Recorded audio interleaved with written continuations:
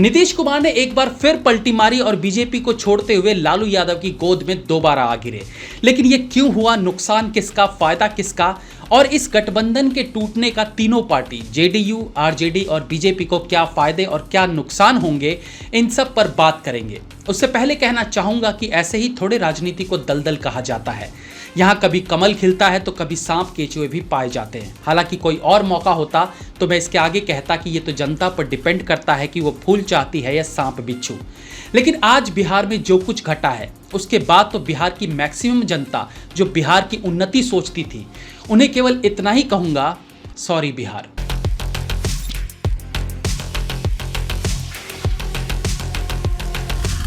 राजनीति इतना गंदा खेल होता जा रहा है जहां जनता स्वेच्छा से उस नेता को चुनती है जो उनके लिए भविष्य में कुछ करेगा, उनके दुखों को हरेगा, उनके भविष्य को सुरक्षित करेगा। इसी सोच के साथ वो अपना कीमती वोट नेताजी को देते हैं। नेताजी जीत जाते हैं और उसके बाद वो जाकर विरोधी पार्टी के साथ पार्टी करने लगते हैं, मतलब उनके साथ मिल जाते हैं।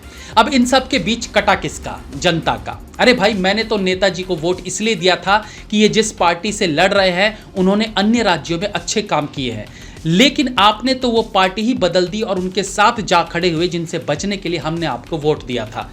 तो ऐसी कुछ ठगी हुई है बिहार की जनता के साथ, जब यहाँ के मुख्यमंत्री नीतीश कुमार जी अपने निकनेम पलटू राम की लाज रखते हुए एक बार फिर अपने साथ वाली पार्टी की पीठ में छुरा घोंप देते हैं। घोटालेबाज नीतीश चाचा, घोटालेबाज नीतीश चाचा। छुरा घोंपने के बाद गले लगा लेते हैं उस पार्टी को जिनको वो पहले 2-3 बार ऑलरेडी छुरा घोंप चुके हैं। लेकिन भैया, ये राजनीति है, यहाँ सत्ता में आने के लिए सब कुछ माफ है। नीतीश कुमार जी बीजेपी का साथ छोड़ते हुए वापस आरजेडी के साथ आ चुके हैं और संभवतः वो फिर से मुख्यमंत्री की शपथ लेंगे और इसके भी पूरे चांसेस हैं कि बिहार को 10th फेल होम मिनिस्टर और एजुकेशन मिनिस्टर मिल सकते हैं। कुछ ही समय पहले तक नीतीश कुमार और तेजस्वी यादव यानी ये चाचा भतीजे की जोड़ी एक दूसरे को दिन रात गालियां दिया करते थे। सदन में बैठ के मुख्यमंत्री झूठ बोल रहा है, इतना बड़का झूठा पार्टी बीजेपी को कहते हैं, उससे बड़का झूठा ही है।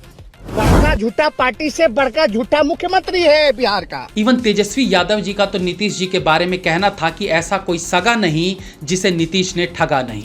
नीतीश जी ने तो संसद में टेबल ठोक ठोक कर कहा था कि दोबारा इनके साथ नहीं जाएंगे, नहीं जाएंगे, नहीं जाएंगे, नहीं जाएंगे। अब इन सब के बीच बड़ा सवाल है कि बीजेपी का क्या और इस गठबंधन के टूटने के क्या कारण हो सकते हैं, उस पर बात करेंगे। उससे पहले जानते हैं कि गवर्नर को इस्तीफा देने के बाद तेजस्वी यादव और नीतीश कुमार ने क्या बयान दिए। तेजस्वी यादव ने कहा कि हम नीतीश जी का धन्यवाद करते हैं कि इन्होंने एक बार फिर निर्णय लेने का काम किया। ऑफ कोर्स वो कहना चाहते हैं कि उन्होंने स्टैंड लिया और बीजेपी को छोड़कर आरजेडी में आ गए।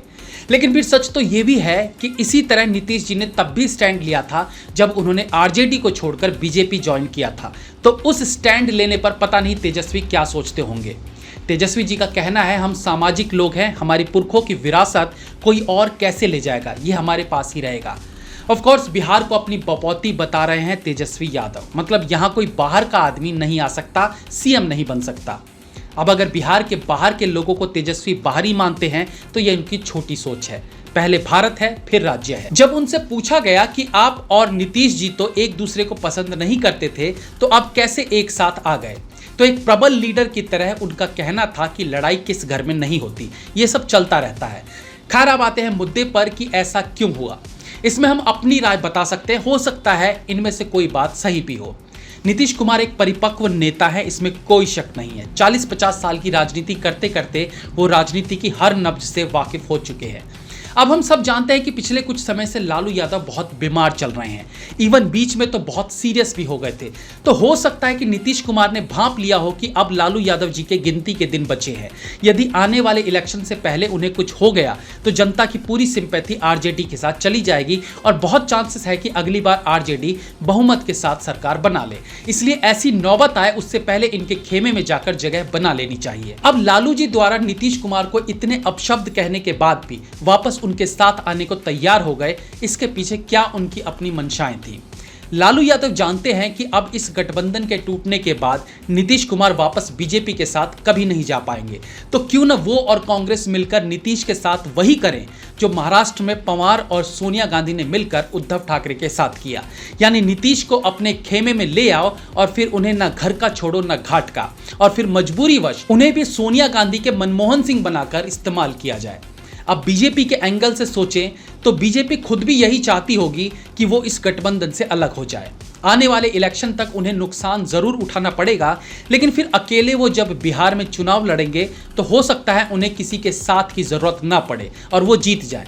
क्योंकि पिछले कुछ समय से बिहार के गलियारों में ये सुनने को मिल रहा था कि बीजेपी अकेले चुनाव लड़े तो जरूर जीतेगी, उन्हें नीतीश का साथ छोड़ देना चाहिए।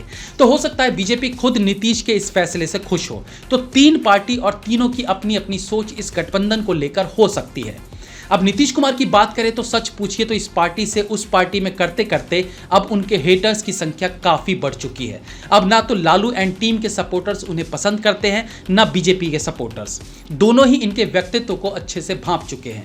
इस वक्त बिहार में उनकी छवि लालू प्रसाद यादव से भी ज्यादा खराब है। वो किसी भी पार्टी के साथ अलायंस करेंगे तो उस पार्टी के लिए वो एक बोझ ही साबित होंगे, जिन्हें ढोना उनकी मजबूरी रहेगी। इससे ज्यादा बेशर्म मुख्यमंत्री पूरे हिंदुस्तान भी नहीं होगा। उन्होंने शर्म और नैतिकता को बेच दिया। इस गठबंधन के तोड़े जाने से नीतीश कुमार का ग्रेड गिर जाएगा, उनके पावर्स कम हो जाएंगे। वो अब भी सीएम थे और आरजेडी के साथ आने पर भी सीएम ही रहेंगे। फर्क ये रहेगा कि अब वो लालू यादव एंड फैमिली के रामू काका बनकर रह जाएंगे। बिहार के इस राजनीतिक उथल पुथल में आगे बहुत कुछ देखना अभी बाकी है। जय हिंद, वंदे मातरम।